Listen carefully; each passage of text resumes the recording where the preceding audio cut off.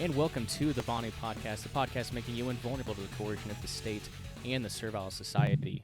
I'm your host, Shane Rayo2, coming to you from the Free Republic of PAZNIA, the Self-Liberator's Paradise. For more information on this burgeoning parallel network, please visit PAZNIA, PAZNIA.com.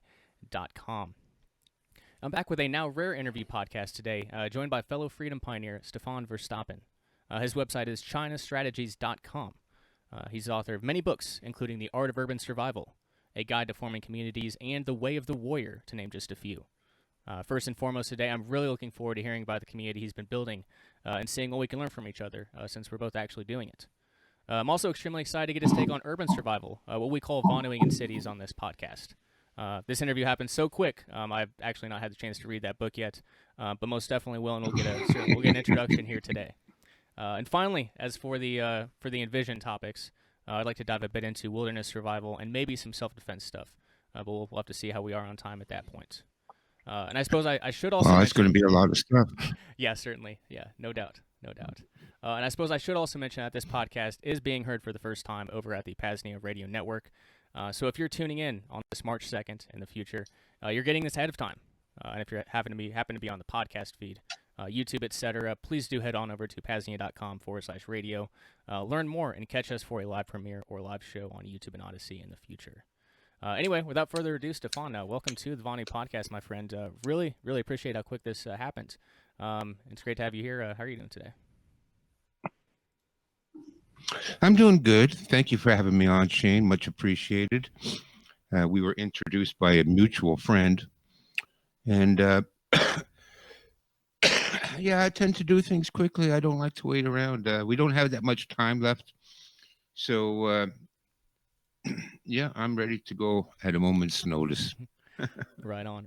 Yeah, and that was going to be something that I was going to. I don't actually know what to call him. There wasn't really a name in the email, but he'll be out there listening. He knows who he is. Thank you very much for the connection. But yeah. Anyway, like I don't know what to call him either. Fair enough. Go ahead. Sorry. But oh no, you're all right, man. So yeah, like I said before, I usually like to be more prepared when I have people on, reading their books and a lot more. But anyway, we can go into more detail in the future. But anyway, happy to be here. So yeah, I guess from the interview or two I checked out, you've had quite a life. Lots of travel around China, a passion for martial arts and self-defense. Then now you're focused on building communities. So I guess the life story sort of question here. However much or however little you'd like to share, tell us a bit about how you got here. Well, the reason I'm here with building communities is because this is the final solution for us. For us, I mean Western European descendant people. I don't like to use a color to describe myself. We are under attack, as you know. We are targeted for genocide. And we live in a communist, Marxist dictatorship, certainly here in Canada, and coming soon to my American cousins. And we need to fight back. Now,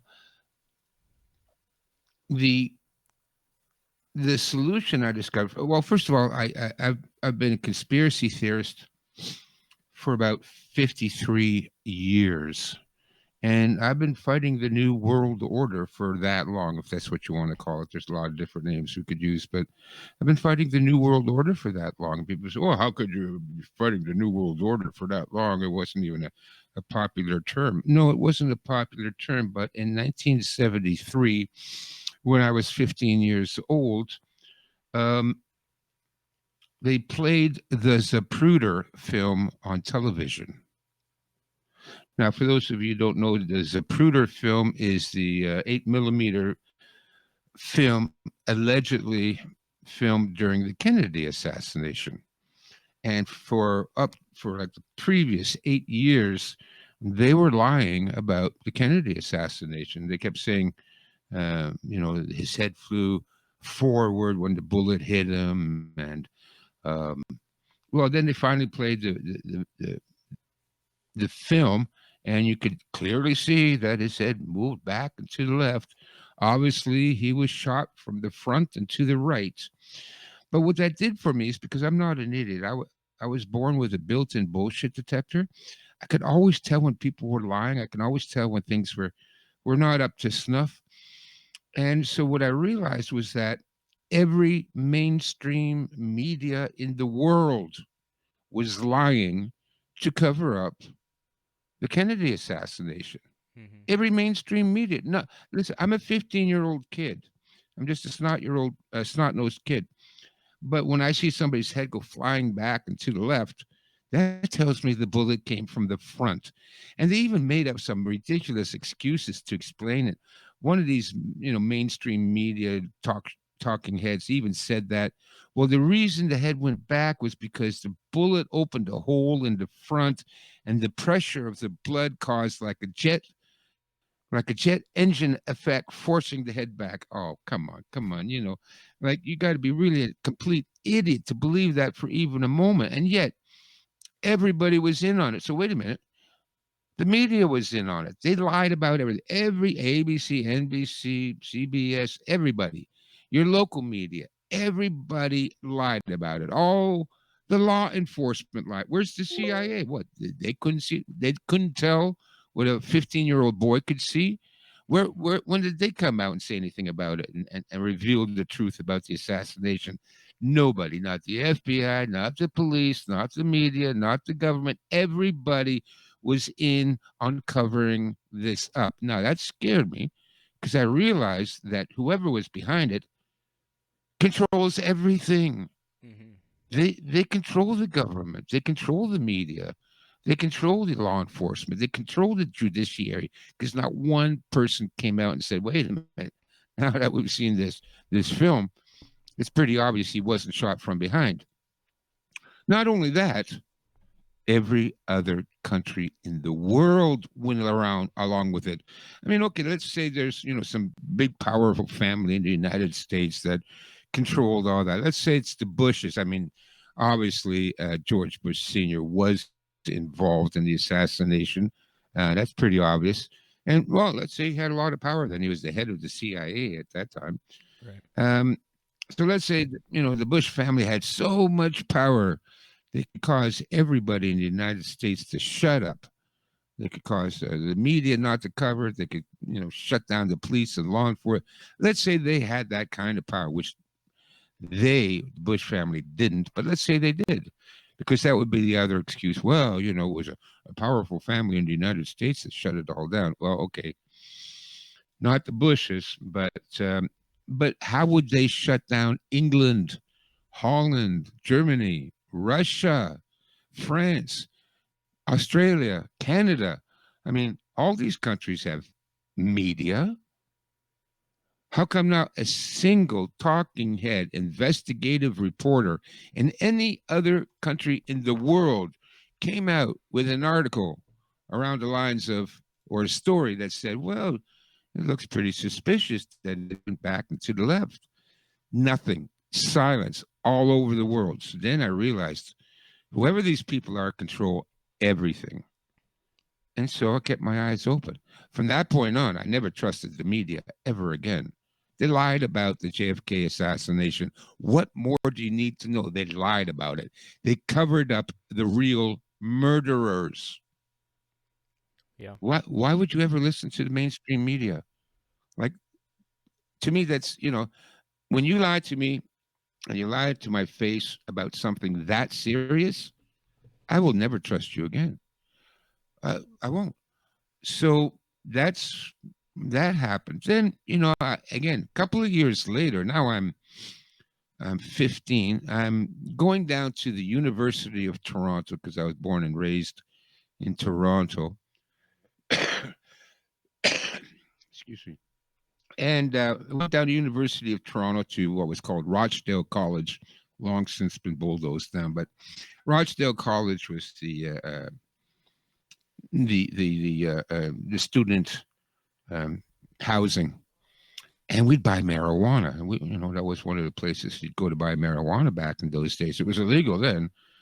So we went down to University of Toronto to buy marijuana. I'm sitting there with my pot dealer, and he was saying something. I'd never heard something so ridiculous. He said, "Oh, did you know that the CIA are doing mind control experiments on Canadian housewives. Well, listen, I already, I'm on to the conspiracy thing with the whole Kennedy assassination, but this was way over the CIA is operating in Canada, doing mind control experiments on Canadian housewives. Really? That was too crazy. That was too crazy. Well, son of a bitch. 4 years later, there was a documentary, an episode on a program here in Canada. I think it was called The Fifth Estate. It's something like a 60 minutes style program. And the Fifth Estate came out with a story that said, oh my God, well, guess what? There was this doctor at McGill Medical University in Montreal. And turned out he was doing these medical experiments on housewives for mind control. He would put them into an induced coma. Then, while they were in a coma, he would feed them large amounts of LSD. Then, while they were in a coma, the brain's going insane on LSD. They put headphones on these poor women, and it was mostly women. Put headphones on these poor women and what they called driving. And they had a recorded tape loop that constantly went something like, your mother hates you, your mother hates you, your mother hates you. And they kept these people in a coma for 2 weeks at a time. And they were giving them electroshock therapy. Can you imagine a more horrific torture than to be out of your mind on LSD, getting electric shock therapy by these crazed doctors? And it turns out the whole thing was funded by the CIA. It was one of the early MK Ultra programs. And it turned out all of this was true. So, well, what am I supposed to say now? I mean, the most outrageous, ridiculous, crazy conspiracy theory turned out to be completely true. So I've had, 50 years of keeping a close eye on these bastards because I know what they're capable of. And where we are headed is into a collapse. They are bound and determined to destroy everything good and healthy and beautiful in the world. They are literally demonic monsters, and they control everything. So, well, how do we survive that? How do we get through this? How do we get through this? You can't fight them. Forget about getting your AR-50 and going out in the woods and practicing with a couple of the boys. That's not. I mean, I like to do that, but it's not going to get anywhere.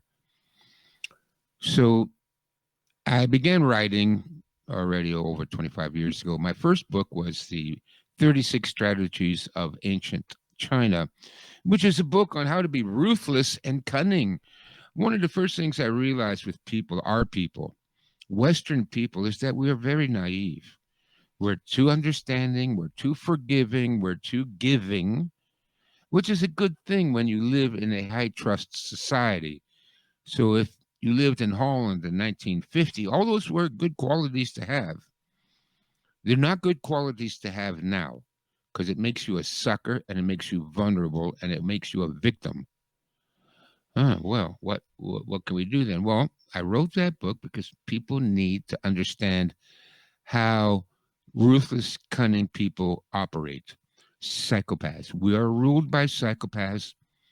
I came out with an article that was published in the Trends Journal with Gerald Celente, and I made a YouTube video called Defense Against the Psychopath. And it's the very first chapter in my book, The Art of Urban Survival. Why is it the first chapter? Because we're talking urban survival. What you need to know, as we all heard the famous quote by Sun Tzu, The Art of War, number one, know your enemy. Mm-hmm. So who's our enemy? Well, most of the bastards in government and media and banking and so on. But ultimately, who are they? They are psychopaths. Psychopaths will always accumulate at the top of every infrastructure, at the top of every pyramid. They will dominate, and they will come to rule the world. They're the politicians. They're the celebrities. They're the journalists. They're the CEOs. It's always going to be psychopath at the top there. Always. So if you wonder why, oh my God, look at the world that we live in now. You know, Shane, it's heartbreaking to see what's going on. The drug addiction and the homelessness and the poverty. We it's been destroyed, absolutely destroyed. This is like some post-apocalyptic nightmare already. It's not, oh, we're waiting for the post-apocalypse. No, it's here. Take a look around. It's already here. How could this come about? All this cruelty and inhumanity. Well, it comes about because the people that run things are psychopaths. They're the equivalent of serial killers. Your governor is a serial killer. Your president is a serial killer. You need to think of them like that and do some research. I did a lot of research on psychopaths, and they are really dangerous, evil people. There's nothing they won't do. There's no crime so horrible, so cruel, so insidious that they would not gladly commit that crime and go to sleep without a problem in the world. These are psychopaths. This is what we're dealing with. So the first chapter in my book, The Art of Urban Survival, is Defense Against the Psychopath, which is a spin-off from my book on Chinese strategy.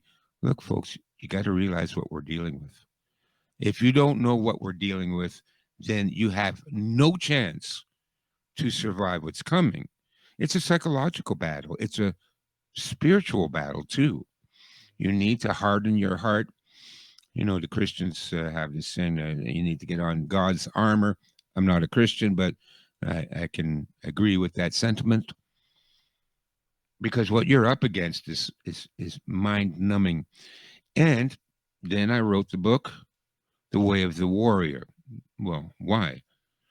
Well, first of all, I've been a martial artist for over 45 years. I studied in China for 4 years. I love martial arts. I think it's a fantastic sport.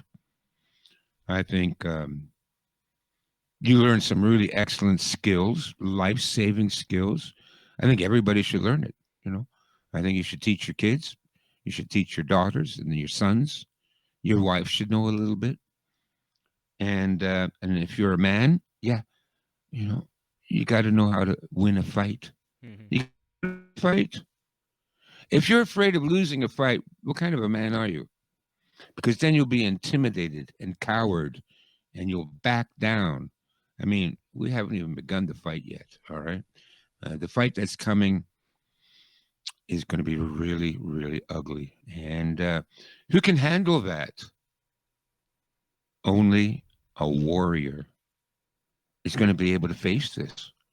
Ordinary people aren't going to be able to face it.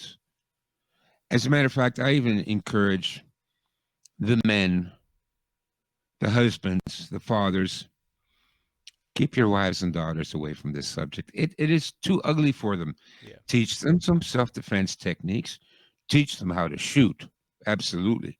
Make sure they all have a pistol and know how to use it. Everybody should do that. Everybody. Start teaching your kid as soon as they're 6 years old. How, if you have guns in the house, teach them how to use it. But for the most part, keep them away from it, because they can't handle it. Women can't handle what we are going to face. Children certainly can't handle it. So it's up to us men, the real men, you know, the old-fashioned men that I have a vague memory of meeting and knowing 60 years ago. There were real men back then, back in the 60s. They protected their families. They sheltered them. They did everything themselves. They fixed their own cars, built their own fences, you know, fixed their own roofs. They did everything. They were strong and they were sane. And that's what we need to defend against what's coming. So that's why I wrote my recent 3 books. I've written other books. but those are the important ones. Chinese strategy, learn how to be ruthless. Learn how these people use strategy and tactics. It blows you away. If there's a way of screwing somebody over, they figured it out and uh, codified it into a strategy. Because why? Well, the people we are dealing with, the politicians, the CEOs, the psychopaths, they know all these dirty tricks. They know them, and they use them all the time. All these dirty, manipulated, gaslighting and deception, and they know how to use it. And if you don't know these tactics and strategies, you're going to become a victim. If you don't know this stuff, how can you defend yourself against the evil powers that be? You can't. Then, art of urban survival. Again, learn about what psychopaths are. Guarantee every one of you knows a psychopath and have probably been a victim of a psychopath at some time in your life. You got to know these people. But in addition, the book also goes into, I wrote the book based on my prediction for how society falls. So first thing is psychopaths. There is going to be an increase in psychopaths. I don't know why this happens at the end of every civilization, but it does. It's like the ultimate survival instinct kicks in. And that ultimate survival strategy is to be a psychopath. Kill, steal, rob, deceive, cut people's throats while they're sleeping. This is what psychopaths do to survive. But then it goes into things like crime. At the end of civilization, we see an increase in crime. So you better be street smart. You better know how to, protect yourself when you're on public transit or walking down the street or driving in your car, how to make sure your home is safe. And then we go into natural disasters. For some reason, at the end of every civilization, there is an increase in natural disasters. There's some reasons that we can go into, but already we're running out of time. But that's what happens. The government, instead of, they tax you under the pretext of fixing, let's say, the levees. But the money doesn't go to fix the levees. Oh, surprise. Where'd the money go to? Well, the money went to the politicians. So what about the levees? Well, they're allowed to rot. Then the next hurricane, the whole area is flooded because the levees broke. Look at Hurricane Katrina. I mean, that's a typical example. And that goes, the same holds true for rivers and bridges, and it all starts to fall apart, natural disasters. So that's what happens. So you have to be good at surviving natural disasters. You need a bug out bag. You need a home emergency kit. You need to have skills on how to build shelters and build fires and cook food over a campfire. And you need all those skills during a natural disaster. Then after that comes man-made disasters. And these are disasters that are caused usually, almost always, by our own government. Martial law, widespread corruption, war. So you need to have the skills to survive those. How do you survive martial law? How do you get around? How do you survive riots? How do you survive World War III? It's not that complicated. It's very simple, easy to know advice. But that's you need to know this stuff. This is what happens at the end of civilization. And then finally, my last book, The Way of the Warrior. In order for you to be able to do anything of what I just said, you got to be a real man. Yeah, you can't be a soy boy. Soy boys can't do this.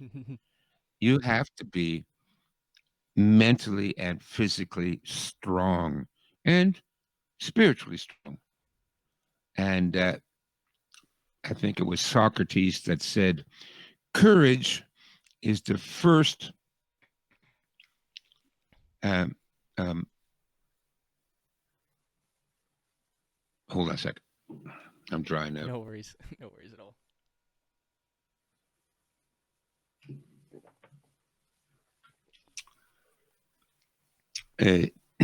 Is the first, now I forgot, it's a famous quote, that makes all the others possible. In other words, virtue, that's what it was.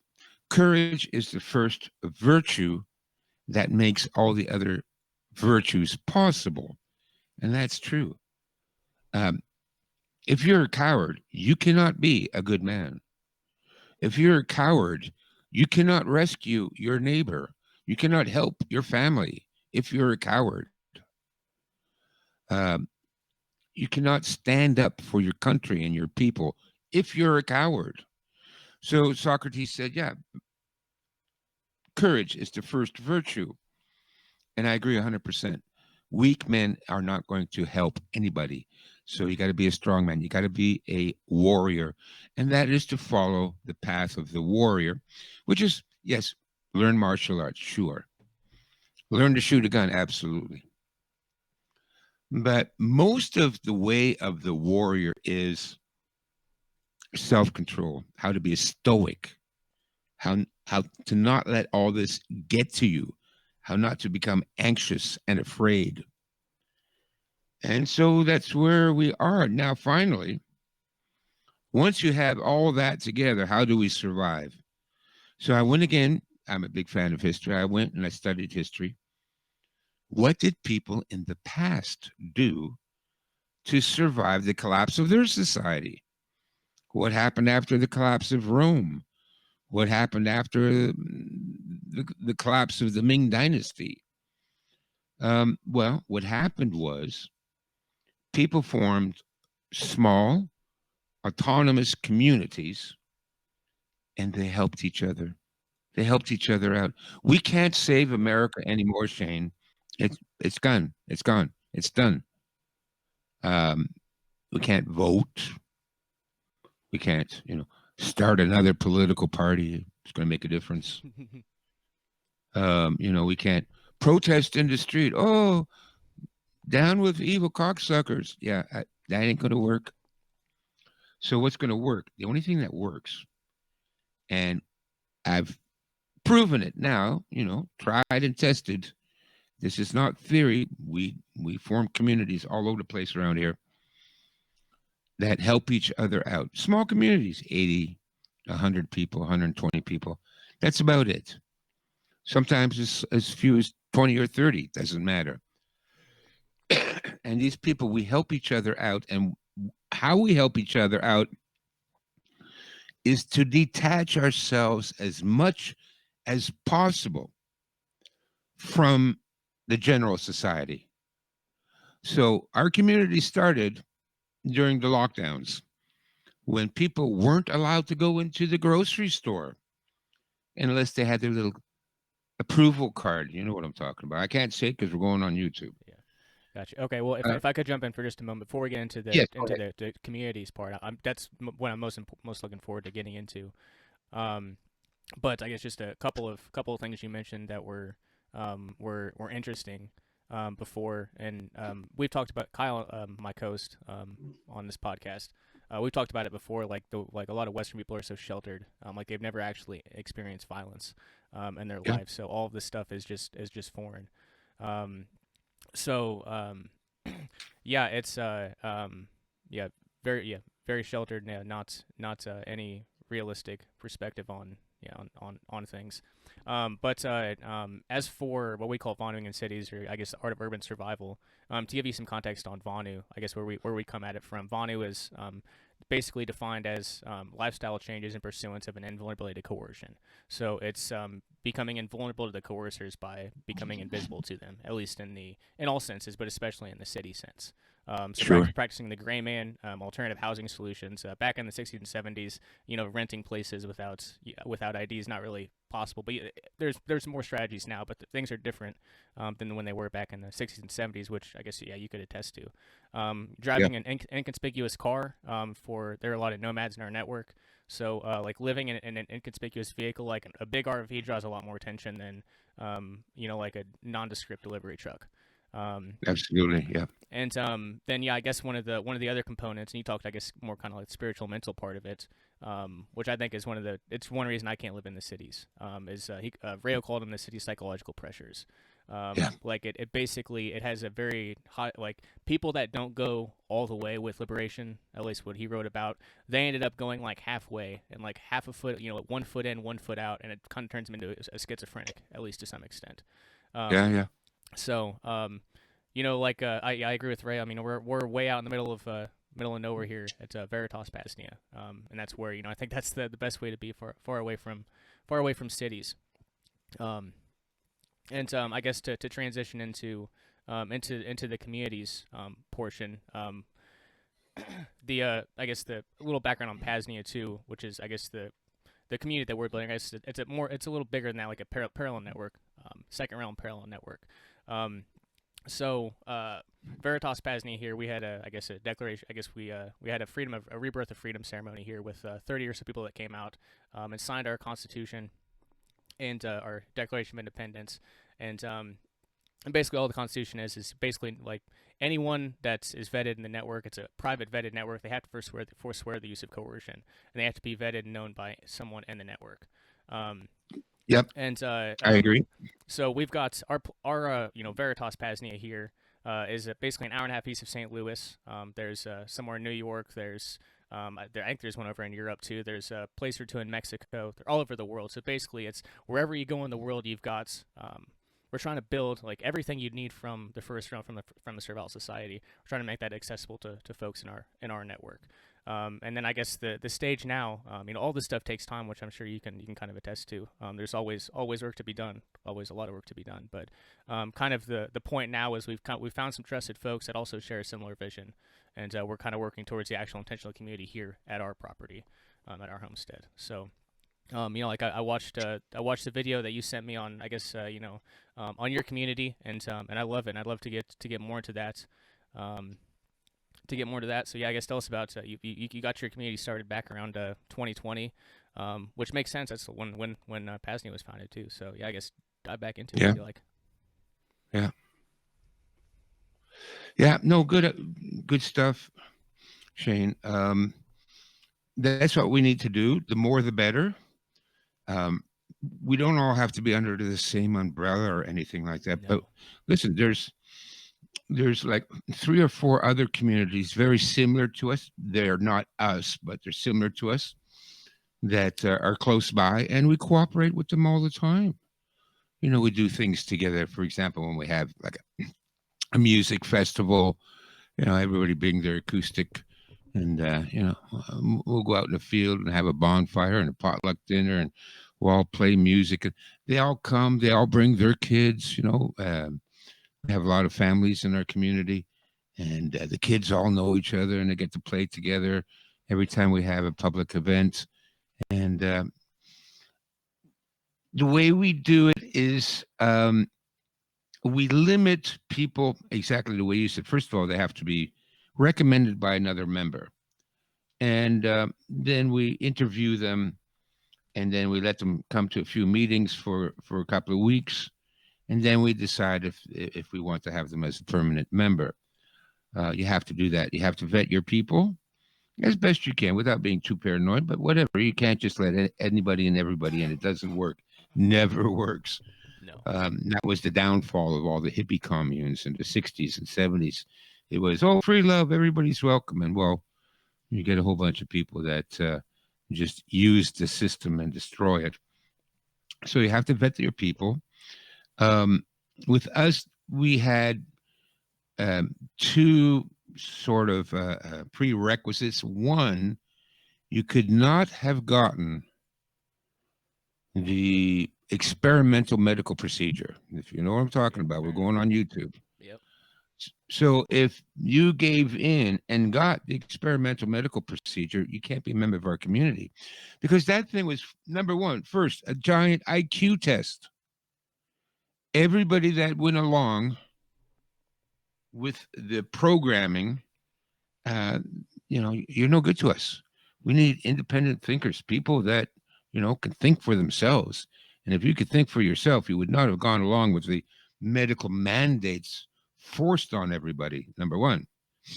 And number 2 is you need to live within a 30-minute drive of our center of our location.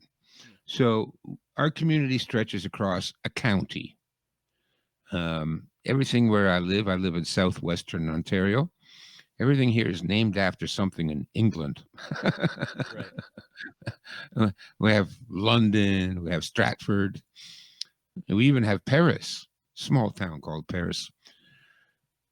And I live in Oxford County. The main river here is the Thames River, But you have to live within Oxford County. So it's no good. You're no good to us if you have to drive 2 hours to get here. Better that that's why we have all these satellite communities. You might be closer to the community in Delhi, which is about 40 minutes away. It's not a big drive or anything. That's why we can still get together for special occasions and events and that. But it's too much because when, if we have a huge crisis and you live, more than an hour drive away, what is the likelihood of you making it back to the clubhouse and participating in the defense and setting up shelters and cooking food and all? What's the chance? It's very slim. So one of the things I recommend is that you limit the distance somebody can travel, because if it's too far, and also with a half-hour drive for me, since I get around mostly by bicycle, I can still bicycle to the headquarters, to our clubhouse, in about probably, well, I'm getting old now, so let's say 2 hours. So I can bicycle in 2 hours to get there. I don't need gas for the car. And if there are roadblocks and checkpoints, I can just go by bicycle. I don't need the vehicle. So those are two things that we have. The other thing too is I live in a small town. I tried to create communities for about 7 years when I lived in the big city, and I did everything. Meetup groups, and I even taught martial arts in the park for free. Anybody wants to come, as a way of getting people to come together. I mean, if I can get people to study martial arts, at least I know they're a little bit more rugged than the left-tard soy boys, which we don't want anyways. Right. And I completely failed. The city is a very hard place to find a community.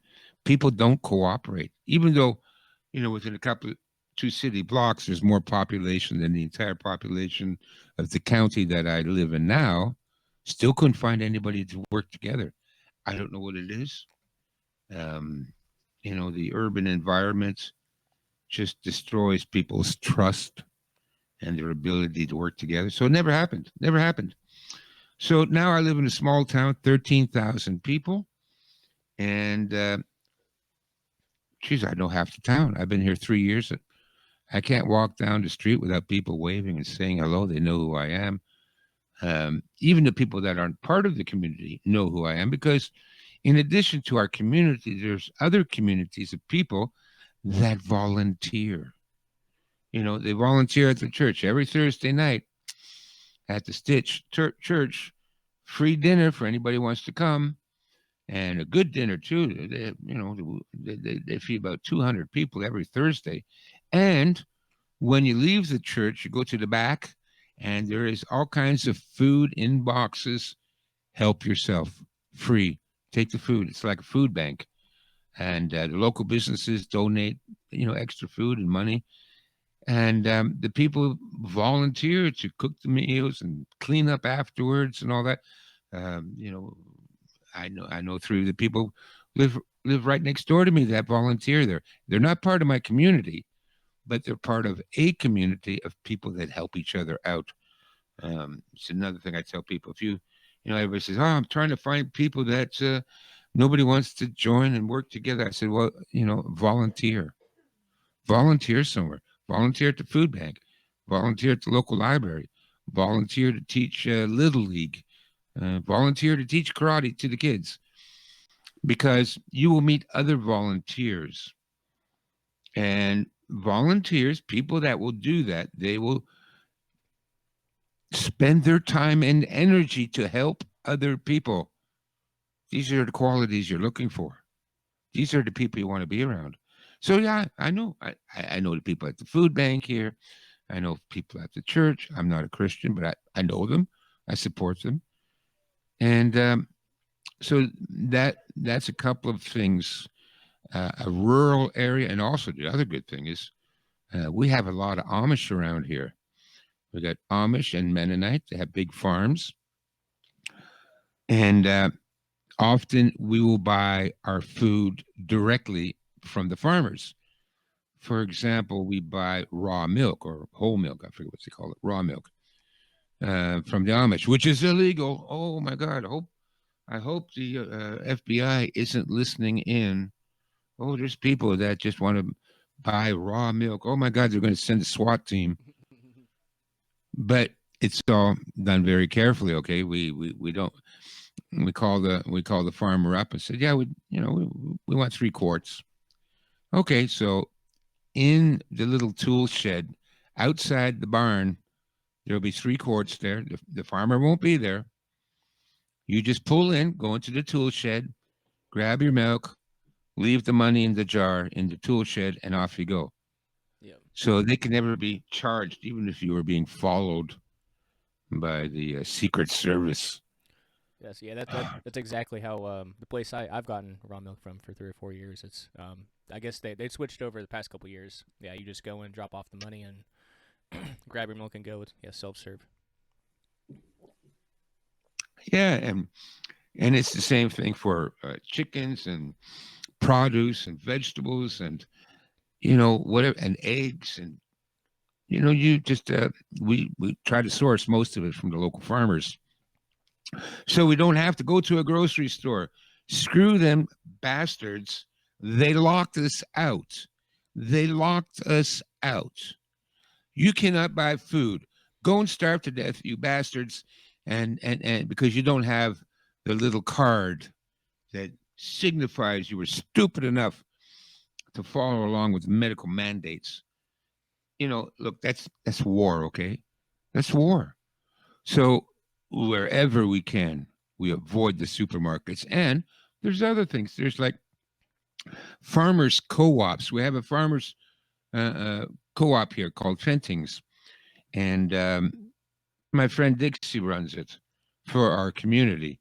You go online, they got a website, and you place your order, whatever you want, milk, eggs, chicken, beef, bacon, you name it. They have it all. It's part of a farmers co-op.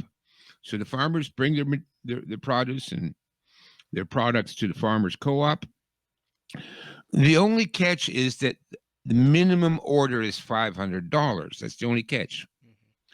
So for a small family, you had to afford $500. Well, that might be not so much anymore, right? But it might be a sticking point. But we have 10 people put in an order for $50 each. There you go.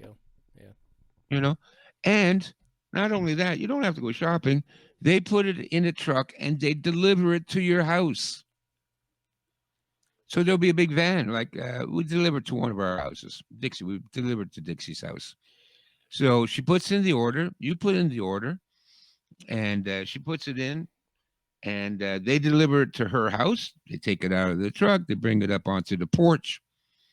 And then everybody drop by sometime during that day and pick up your box. So, this is the way to go. We got to separate ourselves as much as possible from the big corporations, including the big grocery chains. They didn't do us any favors. So that's another thing that we do. The other things that we do. Could I ask? So there was one point that's and I mean, kind of goes along with the vetting portion of it, but yeah, obviously security culture principles are very important for these things to continue to exist. As you said, there's no security principles back in the hippie communes, and yeah, where are they today? So there's one thing that was kind of interesting, which I think is it's definitely the right way to do it. But you said basically the name of your community doesn't appear anywhere online. No.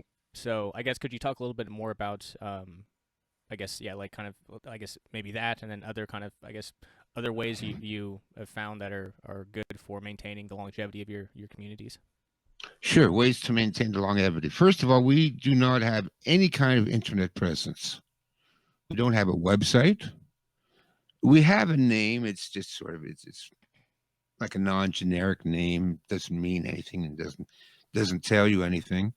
But you can Google the name. Nothing will come up. So I even tried AI. Any information about this group of people called, and then I put in the name that we go under, and AI came back with nothing. So we have no internet presence whatsoever. Also, you're not allowed to bring smartphones into the meeting. If Beautiful. you have a smartphone, you leave them outside in the car because we know they don't shut those things off. They're always listening. So, we don't want to invite Bill Gates to come in or Mark Zuckerberg to come in and listen to our meeting and what we're talking about. So that's another thing. No smartphones. Hmm. We do have a mailing list. You kind of have to have a mailing list. So what we do is we send emails to each other, but that's it. There's no group name, there's no website, there's nothing. So we don't have a presence, and we don't talk to people about it. If we find somebody that we think would make a good member, different story. All right, we'll talk to them. For example, I recently brought in two people into the community. They contacted me because they heard me on one of these podcasts. And they said, "Oh, we heard that you're in Oxford County, and we live in Oxford County, and we'd really like to be a part of your community." And I said, "Okay, well, tell me a little bit about yourself." And they did. I got their names, their occupation, where they live. So, yeah, they live in Oxford County, so they could be a member. And then I had other members in the community. Turned out both of them were naturopaths, and good to have in the community because we have a medical team. We have nurses and doctors. No, well, we don't have doctors. Yeah, we have Chinese doctors. We have nurses, and we have first responders, and we have herbalists, and they're all part of what we call the medical team, which is in charge of making sure people.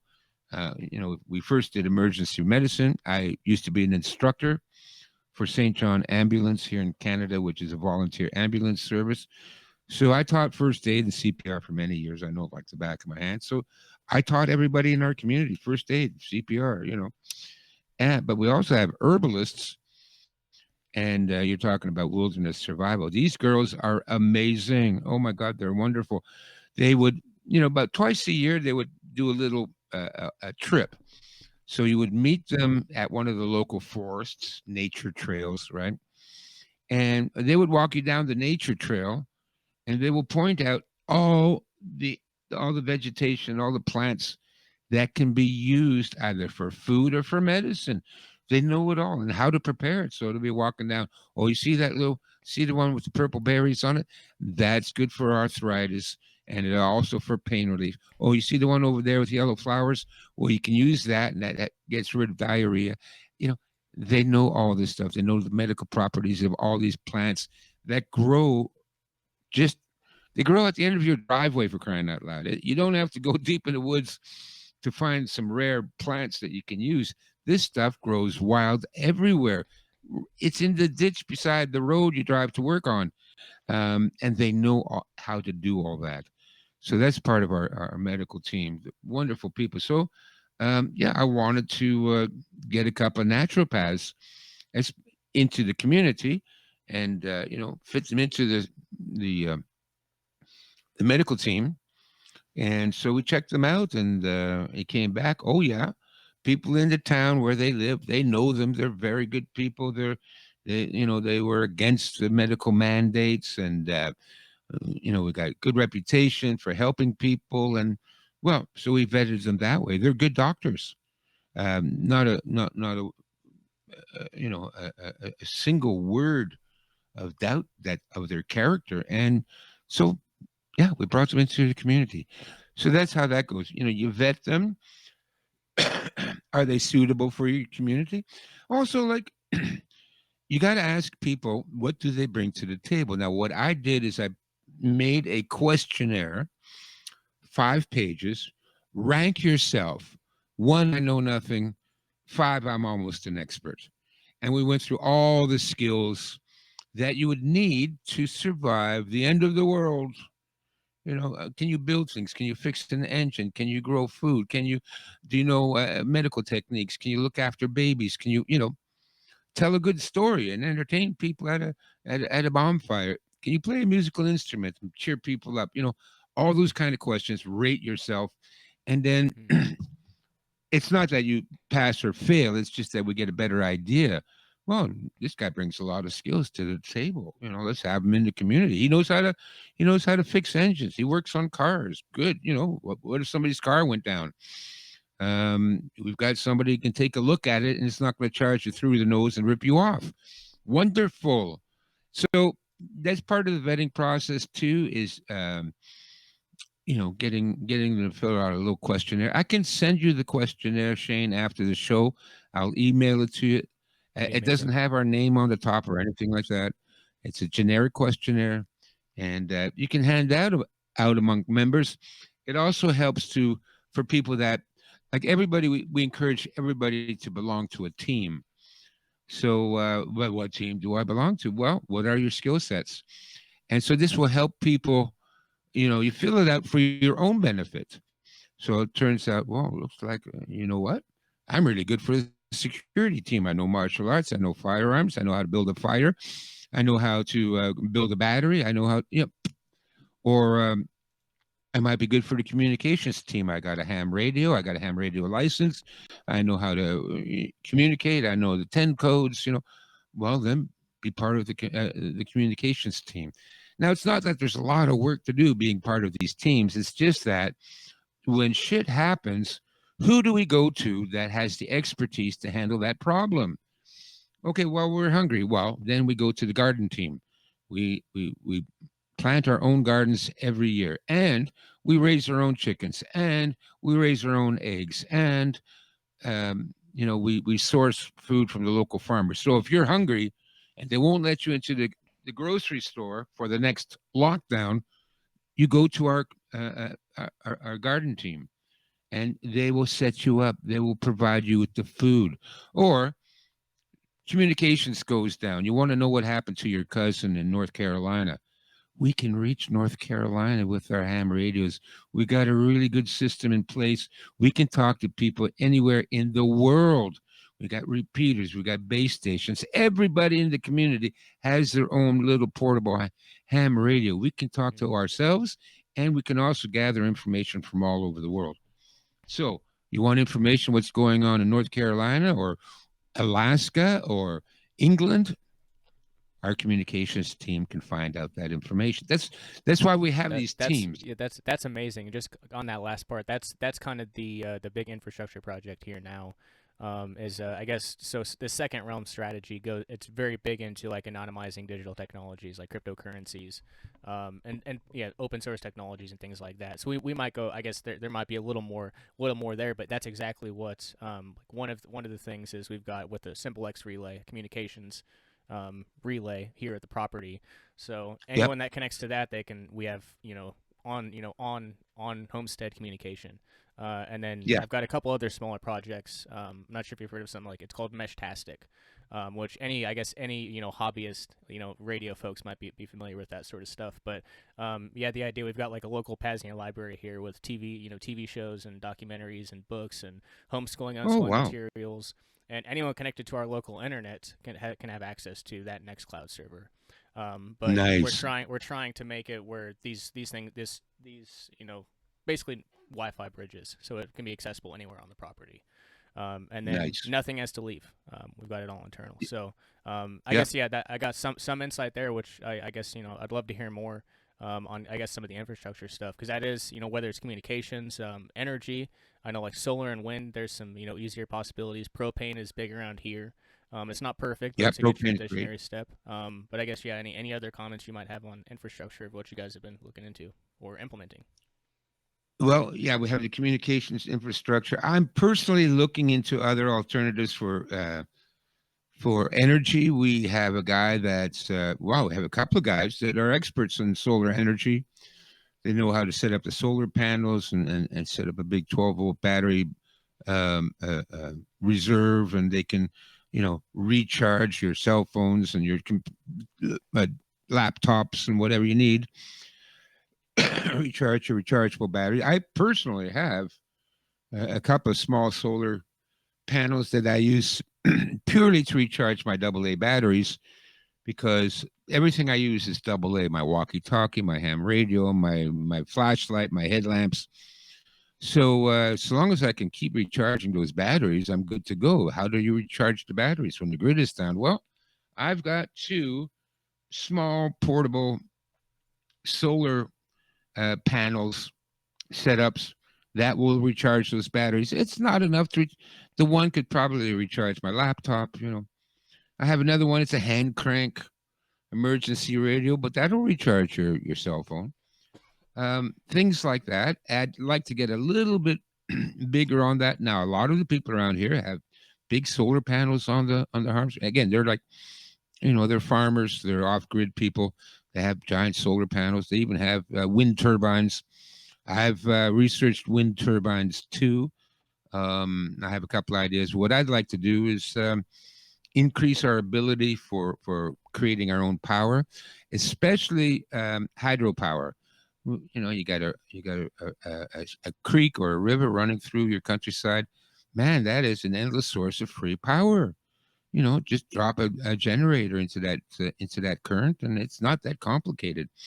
So there are ways that we can, recreate the power structure, not what we've got now. Obviously, it's not going to be that good or that efficient or that powerful, but it's not going to be nothing. It's going to be something. And we also have numerous generators, mostly two fuel generators, gas and propane. Also, I've got a bunch of PDF files that I recently downloaded on how to make kerosene from plastic, garbage plastic. It's basically a still. You throw all the garbage plastic into this big barrel and you heat it up, and at a certain temperature, that plastic turns into kerosene. And you can run your car on kerosene. You can run your power generator on kerosene. You can run your heater on kerosene. So, the more alternative ways you have for energy. So we're already talking solar and wind power and generators, but also ways of fueling that generator, and also wood gas stoves. You can run a car on wood. They did it during World War II and World War One. You could run your farm tractor on wood. It's called a wood gasifier. And, you can run your car on a wood gas. You can run your generator on a gasifier, right? So we set it up that, we've got a generator. And then 2 or 3 times a week, we open it up. People that need anything recharged, batteries, or laptops, or even your, the big portable batteries that people use, bring them in and we'll recharge them. And we have 3 different fuels that we can use to recharge your batteries. So the more you can do to separate yourself from the structure, from the system, the freer you become, and the less dependent you are on the state, which is the whole point of these communities. We got to get away from the state, the government, the corporations. They're evil. They're out to kill us. Let's make no mistake about this. We are at war. They want to kill us. They want to kill you. They want to kill your wife. They want to kill your children. They want to kill your grandchildren. They do. They dream about it. They can't wait. And so anything short of a vigorous self-defense plan, you're not going to make it. So part of the vigorous self-defense plan is form your communities, form teams of people that have skill sets that you can rely on, that will separate you from the need to depend on the state. Yeah, certainly, and I guess the yeah, that we've been doing a lot of looking into on the energy realm too. There's a guy not far from here who one of our good friends worked for him over in St. Louis, but his name's Sky Huddleston. He's this 31 years old now probably, but his main company source of income is called Liberated. It's a Liberated rocket heater. It's like 99.5% efficiency. Yeah. Using wood pellets or just using wood. And that's already out there. It's available. It's more efficient than SpaceX. He was really happy, really excited to mention that on the podcast when I had him on. But the next step, I guess one of his R&D projects is on a Tesla turbine. So you'd put the Tesla turbine onto the off-grid stove, and that same stove that you heat your house with could give you all the power. Right. And he's all as another one of his side projects. This dude's ridiculous, but I'm not sure if you're familiar with. I'm not really that familiar with it, but it's called a Bork engine, and it was around back in like the 1930s. And he's come up with this new prototype. He's initially targeting the like lawnmower segments, like the small engine sort of things. But he's got bigger applications too, where if you have a parking lot worth of these things, Yeah. and they're like 4 or 5. It takes like 5 minutes to take the entire thing apart, put it back together. It's a lot more simpler than the automobiles are today. But Yeah. his comment was you get a parking lot of these things together, and like your community could have like the equivalent to like a small nuclear power plant worth of energy. Where it's not like or you could put one of these Bork engines in your car, and it's not like your house is going to fuel your car is going to fuel your house. Is like one of the possibilities. So anyway, there's all sorts of really incredible stuff out there. But yeah, in terms of like what's like those are big those are big projects that are on the way, but we gotta know what's there now. And what you mentioned was very valuable. And then I think even propane as a transitionary step I think is great. Yeah, me too. So anyway, we've been going for about an hour. I guess we'll go one more question if you got time for one more question. Absolutely. Right on. So in terms of community building, one of the big things that's brought up a lot, and especially in the anarcho-capitalist realm, is like dispute resolution. So I guess with communities that happen anytime you get people together, there are going to be disagreements, there are going to be challenges, things like that. Are there any standards, protocols, or lessons that you've learned in terms of like keeping the peace in the community? Sure. First of all, we don't have a membership fee. There's no monthly fee, nothing. Everything we do is free. Everything except when you want to order through the farmers co-op. Well, you got to pay the farmers for their food, but everything else we do is free. When I put on a first aid workshop, that's free. When we got people come in that do workshops on canning and home nursing and you name it, we constantly have members of our community that are experts in different areas, and they'll come in and they'll put on a workshop. Like home canning is a very popular workshop. We have about 2 or 3 of those workshops every year, and it's all for free. There's no charge, not for the first aid workshops, not for the canning, we also have a really good, like our garden team, they're brilliant. And not only do we grow a communal garden, but the members of our garden community go to everybody else's house where they have a backyard garden, because we're out in the country. Just about everybody has a backyard garden, right?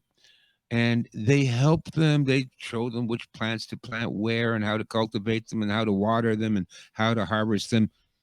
They do that all for free. So there is no money. So there's no arguments about money, no monthly fees. If we need to buy something or support somebody, we pass the hat. That's what we've done. So and so, they had a fire at their herb shop, and she's all by herself. She's got no food or money. We passed the hat around. We raised $1,500, $2,000. Here you go. So there's no money. The other thing is that we meet every week.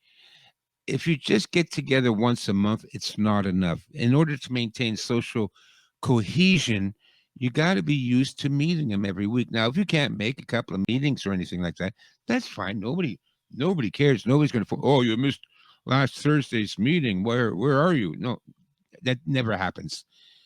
We have a meeting every week. You come to as many meetings as you can. And that way you're always in touch with people. You're always sharing ideas.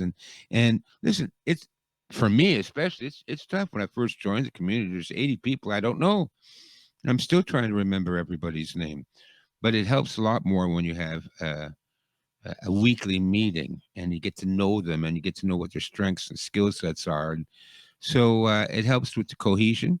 The other thing is we also do social events together at least once every 2 months. There's either like a potluck dinner, and our potluck dinners is to die for. The food that we get, tons and tons of food, all homemade, locally sourced, free range chicken and beef, and you name it. I mean, it's the best food in the world.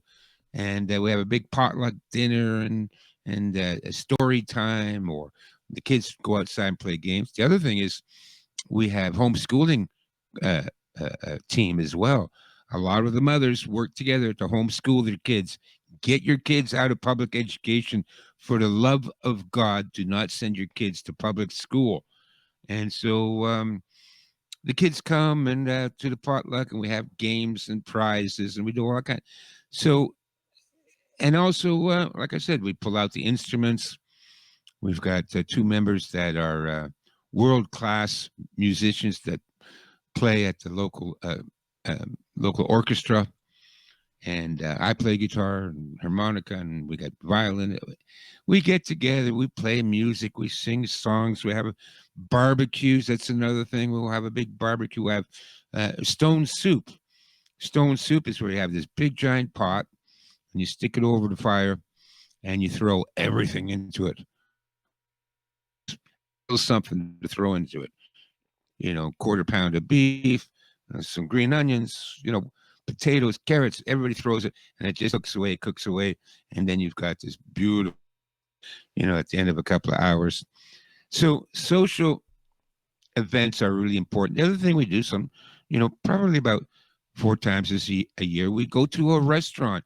Now, one of our community members owns and runs a roadhouse style restaurant. Beautiful food, sources everything from the local farmers. Oh, I mean, you can't find food like that in the city. I don't care if it's a Michelin restaurant. You don't find this kind of home cooking in the city. And she's wonderful.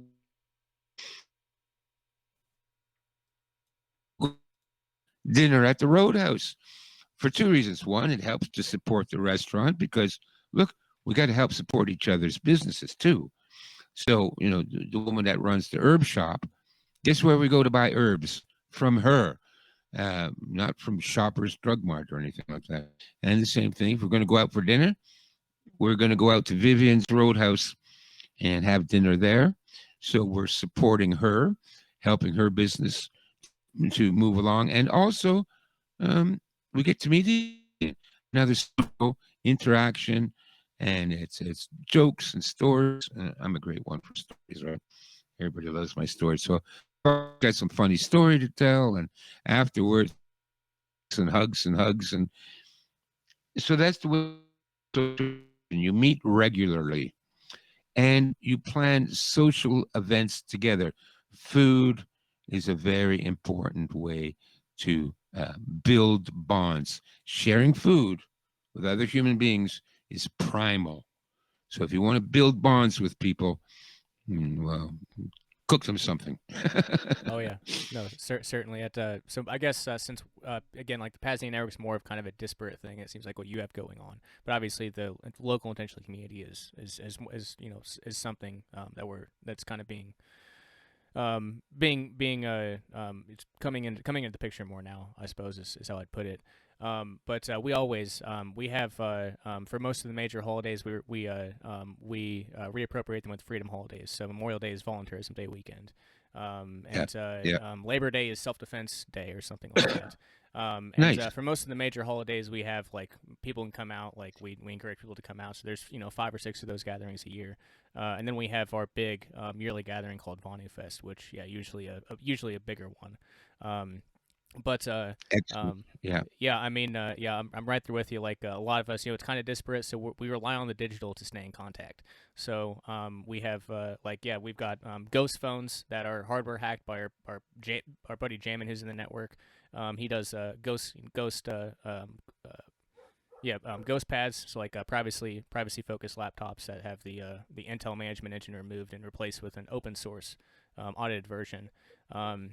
So the digital is like the physical is the most important, but it's kind of at the present moment. I guess it's probably not going to go away, but it's got to stay in contact. Across vast differences. and just do it in a way where we own the hardware, we own the software, we aren't reliant upon somewhere else, and something we can actually trust. So, yeah, I mean, this was really great. I took a lot out of this. I'm gonna enjoy listening to this when I do the the very very minimal the minimal post production work. But yeah, Stefan, I been going for about an hour and 10. I suppose. I'll open up to you one more time. Any other closing thoughts for the audience? And please do feel free if there's any new books or any new projects or anything you'd like to plug. Please do do that. Okay, sure. Shameless self-promotion time. The best website to get more information on what we've talked about today is called Forming Communities. One word, formingcommunities.com. And I have a couple of things on there. I have an online course on how to form communities. It's like 12 hours of video and PDF books and things like that. So you can access, I think I only charge $50 for it. So it's online course that you can take. And we cover everything. We cover everything in that course, all the different variations and things like constitutions and charters. Some of the legal stuff that we gotta know how to do that too, right? Private members associations, you might need to do that as well. So we cover everything in that course. And the other thing that is a really good deal for listeners is I have what's called my survival library, which has all of my books in PDF, plus an additional 320 books in PDF that cover everything,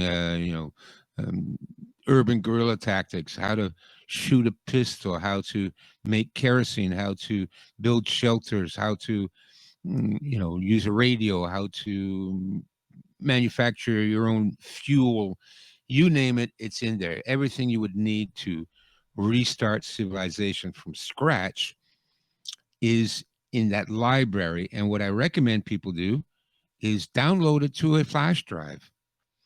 And so you've got all these books on a flash drive, and make sure you have like a little tablet or something. I like a tablet better than a desktop. I'll have to get those added to the PAZNIA library. Yeah. Oh, yeah. Like I said, it's only $49.95, $50 for all these books. It helps me out. I am, of course, unemployable, so it helps keep my work going. But it's a great deal. And what I tell people is, I got a video that goes with it. Your portable survival library. Even if I had to bug out, which is not something you'd want to do, but let's say worst comes to worst, you got to bug out. I can put a tablet. And you can recharge that tablet. They're only like 7.5 volts. And I have my portable solar panel that will charge 15 volts. So I'm good to go. Mm-hmm. And you got the flash drive.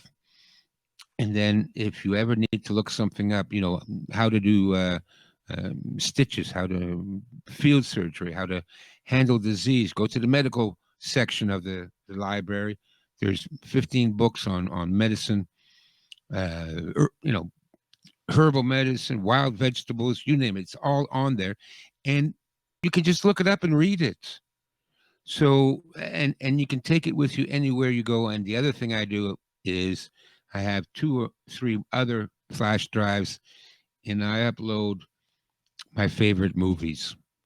So then, especially if you've got kids or something like that, and you got to bug out, and now you're sitting in somebody's garage and there's no lights, and the kids are getting nervous and anxious, well, pull out that little tablet, put in a movie, let them watch movies, things like that. Oh, yeah. Certainly. Yeah, I'm right there with you. I got the 4 terabyte external hard drive that is the PAZNIA library right now that can go anywhere and everywhere. Excellent idea. Yeah, man. This has been great. I resonate with a lot of what you're doing, and a lot of the work that you've done, and I look forward to personally diving into your books more. And then maybe we can have you back on in the future. Anytime you want me back, you know me. I'm there for you. I get people to call me up. Oh, my guest canceled today at 4:00. Can you come on? Yeah, I can come on. So anytime you want me back, Shane, there's a lot of stuff we can discuss. wilderness survival and martial arts and cane fighting. Yeah, I know you wanted to talk Oh yeah. about cane fighting, but we haven't gotten to that yet. That's another thing I teach in our community. You know, it's a good weapon. Everybody needs to know how to defend themselves with a weapon. So we can, Mhm. anytime you want, let me know. Send me an email, and I'll be happy to come back on, Shane. And I'm wishing you and your community the best of luck in the world. And we are the ones like after everything hits the fan. And what happens with the psychopaths that run things? They tend to cut each other's throats in the end. They turn on each other. They kill themselves. So then when the world is at a loss, it's people like us, our communities, that will rebuild America. We're the Yep. ones that are going to end up doing it. So let's get ready for that. Our future is golden. We are going to create a brand new America after all this is gone.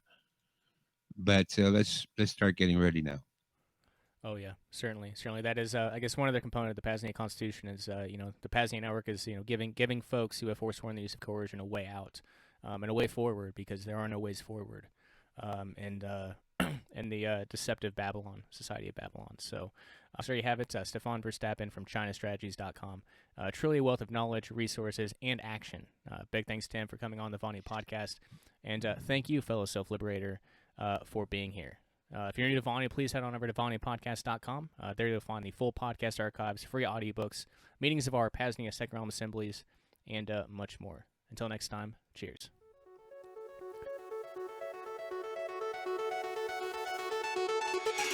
Rayo was right. Freedom does indeed need more full-time professionals, not collective movement preachers seeking a coterie of followers, but explorers, inventors, developers of liberated life ways. Undoubtedly, numerous folks are truly seeking a way out of the servile society, but they don't see any options outside of political crusading or apathy. Many are being emotionally and physically broken down by the 9-to-5 grind, the daily pressures of the servile society, and the recognition of how truly unfree they really are. That being the case, our task as Vonuans now becomes self-liberation and marketing in that order. Reason being, if we are ever going to see an alternative economy, sovereign free port, a new libertarian country, or whatever other grandiose strategy comes into fruition, we need to first break people free from the servile society and into a lifestyle change of their choosing. Additionally, if we are ever going to see the abolition of the state, we must do our damnedest to eliminate the market demand for it. A great way to do that is by showing individuals that there are other options, and to help them in the process as much as possible.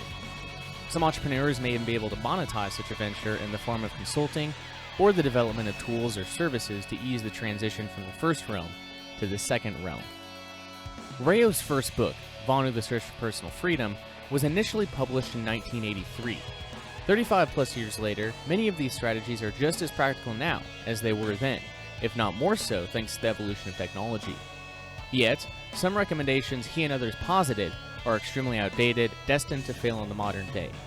Vonu is based upon reality, not legality, and therefore, it will develop according to the external factors of the present time. Freedom is not free. It takes time, effort, money, an extreme amount of dedication, and a willingness to make sacrifices. It requires the willingness and ability to create, develop, and to problem solve, as we are the self-liberators of the 21st century, pioneering the path forward to a freer future. It is not for everybody, and neither is Vonu. There's no better way to end this book than with these wise, timeless words from our friend and posthumous mentor, Rayo. Quote, "A Vonuan to me is not just someone living in a particular manner. Lifestyles may change. A lifestyle which was Vonu 100 years ago may not be Vonu today. Some lifestyles Vonu today were not possible 100 years ago, and may not be Vonu 50 years from now. A Vonuan is someone who places a high value on relative invulnerability to coercion, someone for whom freedom is worth a fair amount, though not infinite, of effort, inconvenience, discomfort. To a Vonuan, Vonu is not just a means to other ends, nor is it an ultimate end. Like most qualities of life and life itself, it is both. A Vonuan will choose whatever way of living offers personal sovereignty, and will change lifestyle again and again, if necessary." End quote. Your free future is closer than you think. This was an excerpt from my book, Vonu: A Strategy for Self-Liberation, available in the Self-Liberation Bundle. Just visit libertyunderattack.com/SL bundle to snag every book we offer at a huge discount. Currently 18 books. Again, libertyunderattack.com/SL bundle is where to go to pick that up. And to view our full catalog, please visit libertyunderattack.com. LUA Publications. Share your story. Find your freedom.